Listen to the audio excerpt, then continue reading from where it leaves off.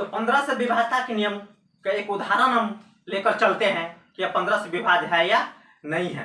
जैसे 225, इसको हम लेकर चलते हैं कि ये 15 से विभाज्य है या नहीं है। तो हम कैसे चेक करेंगे ये 15 से विभाज्य है या नहीं है? तो पहले हम क्या करेंगे कि इसको चेक करेंगे 3 से विभाज्य है या नहीं है। ये 3 से विभाज्य है या नहीं है? 3 से विभाज्य। तो 3 से विभाज्यता का नियम है जिसके अंकों का योग 3 से विभाज्य हो तो वो संख्या 3 से पूर्ण विभाजित होगा। इसके अंकों का योग कितना है? अंकों का योग, इसका अंकों का योग कितना है? 2 + 2 + 5 कितना हुआ? 2 2 4 5 9। 9 क्या है? 3 से विभाज्य है, इसलिए यह क्या होगा? 3 से पूर्णतः विभाजित है। एक जो है 3 से तो विभाज्य हो गया है। अब कौन सा चेक करना है? अब ये चेक करना है कि 5 से विभाज्य है कि नहीं है। तो दोस्तों हम बता चुके हैं कि 5 से विभाज्यता के नियम। 5 से विभाज्यता के नियम ये है कि जिसके इकाई स्थान पर 0 या 5 में से कोई भी एक अंक रहे तो वह संख्या क्या होगा? 5 से पूर्ण विभाजित होगा। 5 से विभाज्य इकाई अंक पर क्या होना चाहिए? 0 या 5। इसमें क्या है? इकाई अंक पर क्या है? 5 है। इनमें से मिल गया है एक, तो ये क्या है? 5 से विभाज्य। तो ये देखिए 3 और 5 दोनों से विभाज्य है। क्या है? ये दोनों से विभाज्य है, इसलिए क्या होगा? ये 15 से पूर्णतः विभाजित होगा। 15 से विभाज्यता का नियम हम समझ गए हैं कि 15 से विभाज्यता का नियम कैसे ज्ञात करेंगे? जो 3 और 5 दोनों से विभाज्य हो तो वह संख्या क्या होगा? 15 से पूर्णतः विभाजित होगा। अब देखिए परिभाषा में लिखाते हैं कि 15 से विभाज्यता, 15 से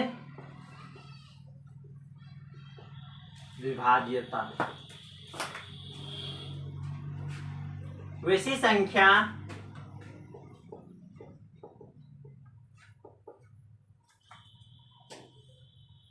जो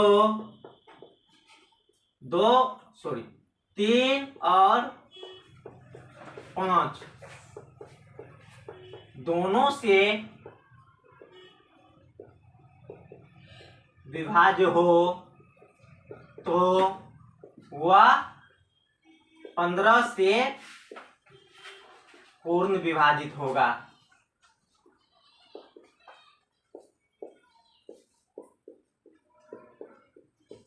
15 से पूर्ण विभाजित होगा। तो हम एक उदाहरण भी दिए हैं जो 2, 3 और 5 दोनों से विभाज्य है, इसलिए वो क्या होगा? 15 से पूर्णतः विभाजित होगा। अब इसमें भी हम एक उदाहरण पेश करते हैं। जैसे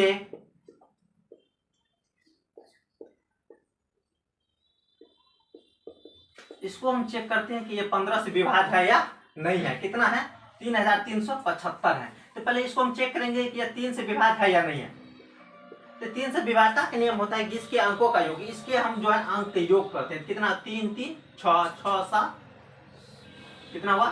13 13 5 18 13 5 कितना हुआ?